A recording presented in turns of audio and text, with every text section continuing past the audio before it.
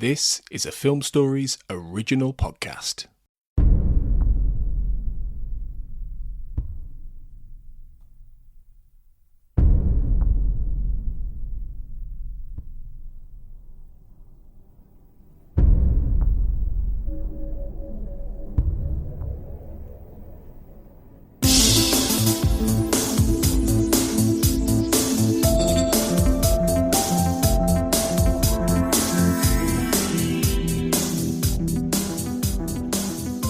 Welcome to the X-Cast. The truth is in here. I'm your host today, Russ Hugo, and welcome back to the I Want to Believe Minute, where we unpick the second X-Files movie 1 minute at a time.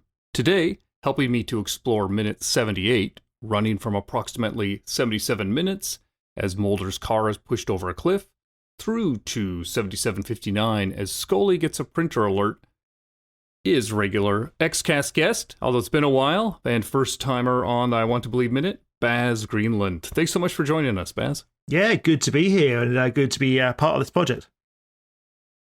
Excellent. So before we start, just a quick reminder to follow the X-Cast on social media at Linktree, and that's linktr.ee/thexcast. And if you're enjoying the show, please do drop us a quick 5-star review and rating and review on Apple Podcasts. And then also don't forget that you can subscribe to our Patreon, and that's patreon.com/thexcast for early releases of episodes, tons of bonus content, and other fun stuff. Let's start off with the most important question here. When did you first see I Want to Believe, Baz?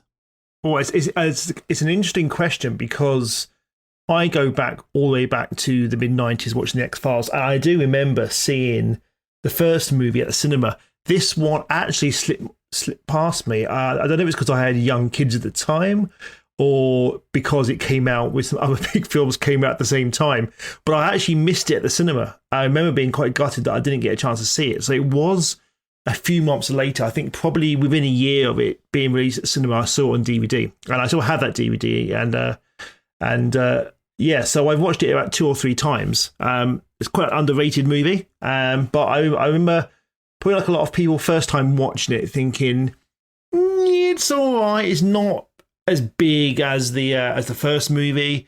It's a bit of a kind of odd choice maybe to go down that kind of slightly more psychological kind of psychic route that the X-Files did, rather than it doesn't feel like a big movie plot. But then when you rewatch it, it's certainly one that you kind of come to appreciate more and more and more. Well stated. And if you had to, how would you rate the film out of 10? What number would you give it? Maybe like a 7. I think there's some really good stuff in it. I always like the Seal Clip episodes. Luther Lee Boggs, Pusher. I know a couple of us get a mention actually in this film as well. And I think the first time I watched it, I probably would have given it a lower score. But I really like what they're doing and where it sits in the X-Files mythology. Between the original series and the new seasons that came out a few years ago as well. I think there's some really interesting kind of ideas here. Visually, it's really interesting. I'm looking forward to getting some of the visuals when we discuss these minutes as well. And Duchovny and Anderson are great together as well. So it's not a brilliant movie, but actually it's a good X-File, if that makes sense. So I'll give it a good solid 7. That's a fair rating. I think we're pretty similar in our assessment, so I definitely look forward to our discussion here. So right now, let's head on into minute 78. And again, this starts off with Mulder's car being pushed over the cliff. And one little comment here, you talk about the visuals. There's some interesting stuff we can talk about. But to start off with, the film, for the most part, is, like you mentioned, it's a little bit more subdued. It's not as big as Fight the Future. But this scene in particular really does have a cinematic sound to it. The sound design, the soundtrack. In my notes, I used the word aggressive, but I think a very effective. There has to be some moments of action and tension in the film that they don't all land for me, like some of the earlier city chase scene stuff isn't 100% successful, but that's not our minute, so I'm not going to criticize it. But this here, I think, does work. I'm not sure it's hugely cinematic, but compared to the feel of X-Files seasons 1 through 9, and then also 10 through 11, this does feel filmic in the sound production and some of the visuals and the way even the car rolling down the cliff goes. So what are your thoughts about this and even what's leading up to it, this general transition here? Yeah, I mean, the sense of the cold and the snow and the ice in these scenes and some of the later scenes as well, it does feel a bit more cinematic. It does feel like the kind of scope opens up a little bit more. It's not a huge scope. It's not certainly a giant spaceship in Antarctica by any means, but it does have that kind of set. There's a real sense of kind of, it chills you to the bone cold in those scenes. And so I think it's not big and dramatic. Like even the car chase sequence itself, well, car chase sequence, say, when the car is kind of pushed off the road, when Yankee, he pushes Mulder's car off the road, it's very slow and very cumbersome, but probably a bit more real. There's no big dramatic music. There's no like huge kind of leap off the side of the road. It's almost very cumbersome, but I think that's probably a bit more kind of gritty and grounded and real. So even with the way the car falls, it's very slow, kind of just rolls into the snow itself as well. So yeah, it visually is quite striking, but almost in a very, very understated kind of way. I think you summed it up really well, in that it fits the balance and the tone of the film. That it is moments like this where the film succeeds is when they know what their limitations are. Yes. And they can really restrain themselves and understand the scope of what they're trying to go and get that monster of the week feel. But, even something like Pusher that you mentioned earlier, or even Beyond the Sea, they both had these punctuated action set pieces that worked really well. And it is a summer quote unquote blockbuster, even with all the snow. It feels very winter, doesn't it? It does. And that's one reason I love the film. I mean, it could easily be set at another time, but it works so well for giving it the claustrophobia, and I think also just contrasting the oranges that we'll get to later when we're in the laboratory versus just cold blue everywhere else. We have the outdoors, the hospital is cold, but so it gives it that unpleasant, sickly, organic alien. The tropes that we would have seen, and we'll kind of get to this later, in the 90s of alien abduction scenes, something like Fire in the Sky, where there's a lot of amber tones, and it's an interesting way to work with the limited scope that they had. It's a challenge. I can only imagine to work out in the snow as long as they did for something like this. But it paid off. It does. It's probably one of the most successful elements of the movie, I'd say, those snow sequences. Yeah, I completely agree. And so based on that, after that, we transition to the hospital. And I did not notice this until rewatching for this minute, that there's Chris Carter sitting there in the hallway holding a vase. I feel pretty bad that this is the first time I spotted it, but there you go. That's why we do these things. Absolutely, yeah. I rewatched the movie a couple of days ago for the first time in quite a while, actually.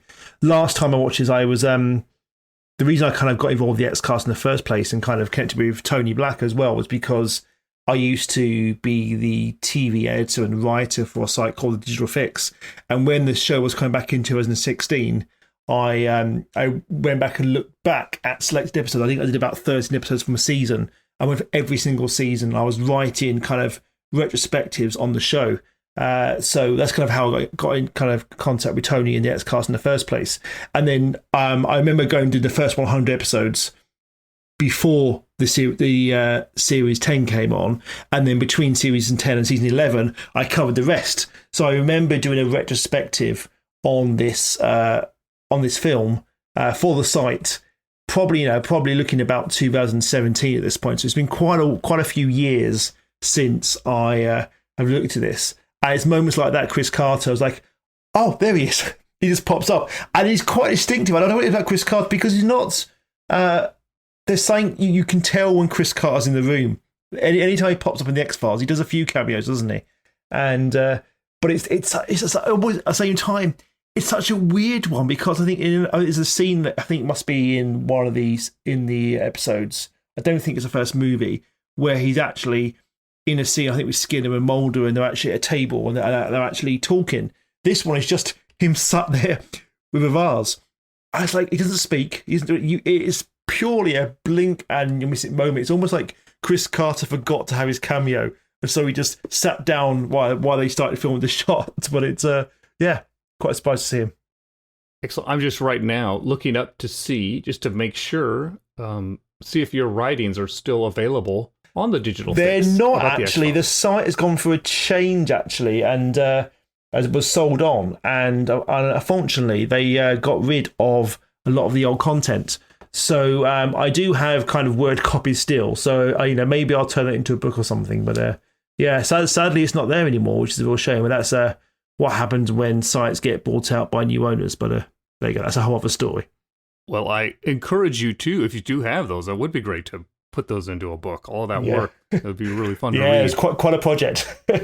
Only imagine. Yeah, that's excellent. We then transition into Scully's office, and she's printing out some papers, and we look and we see something. And I did some freeze frames here just to read, because that's what we do with these minutes. Yeah.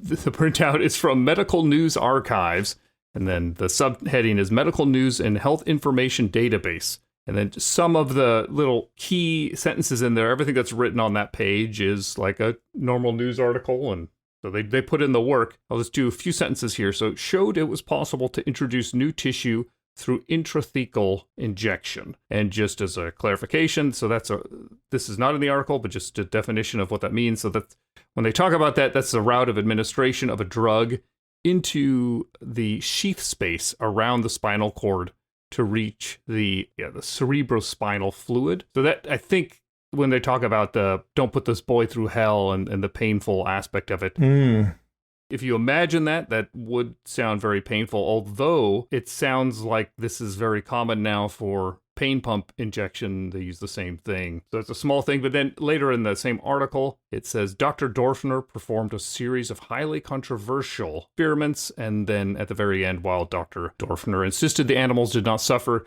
grave reservations persist. Do you have any thoughts in general about how this scene happens, the introduction of Scully into the awareness of, connecting those two plot lines, the one with Christian and the one with that? Do you think this transition works? Do you have any thoughts about any of the stuff we're playing with here?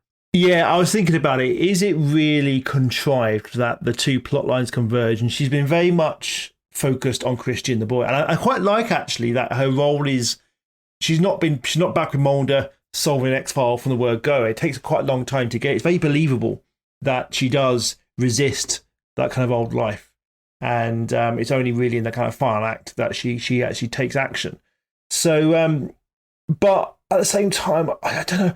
It's one of those ones that is very effectively shot. The music is great, and I think her performance is very serious, but not over the top. And there's some kind of great visuals and ideas, and the lighting is really striking as well. So aesthetically, it looks great. But it's also one of those things where they do so much on TV and film when they're researching something, they don't just look it up. I mean, it's probably pre-looking on phones maybe, but they don't look it up on the computer. They print it off and then they read it intently.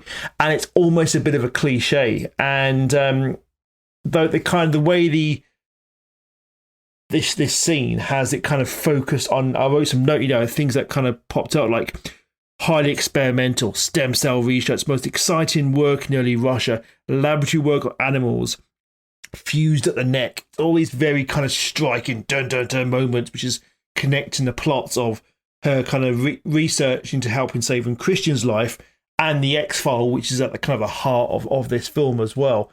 So it's almost cliche, but it's shot in such a way that I think it just about gets away with it. I agree that it does border on the line of cliche. I feel a little bit more comfortable with it in that they introduce this thread of research earlier on, but Scully just doesn't notice it. Yeah.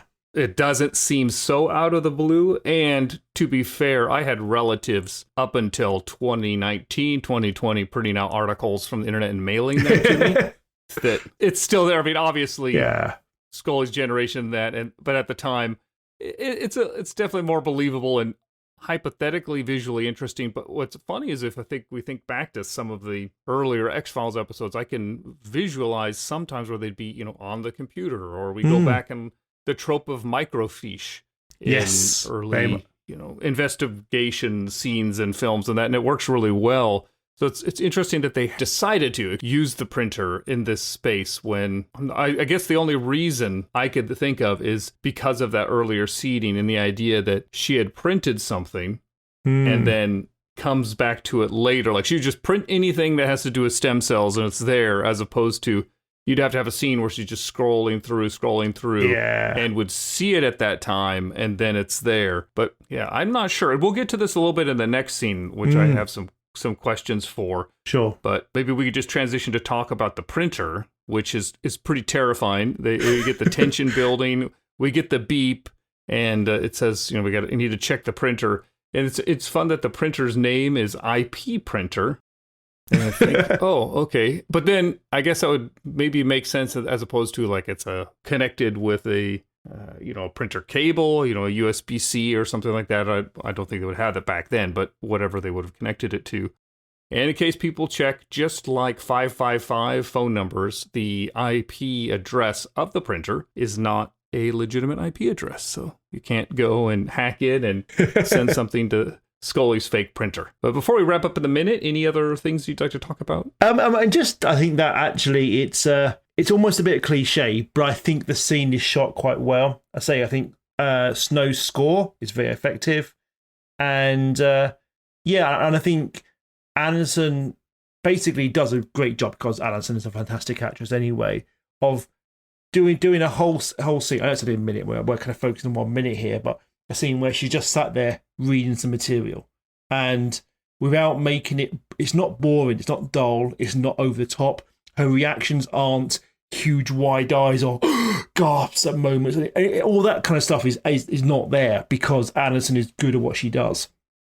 So it's quite engaging, as well as being a little bit cliche. It looks great, and her performance is engaging. So it kind of works. Yeah, thanks for that. That's a great summary, and I can't argue with any of that. So based on that, we'll be back to cover minute 79 very soon. But until then, always remember, trust no one.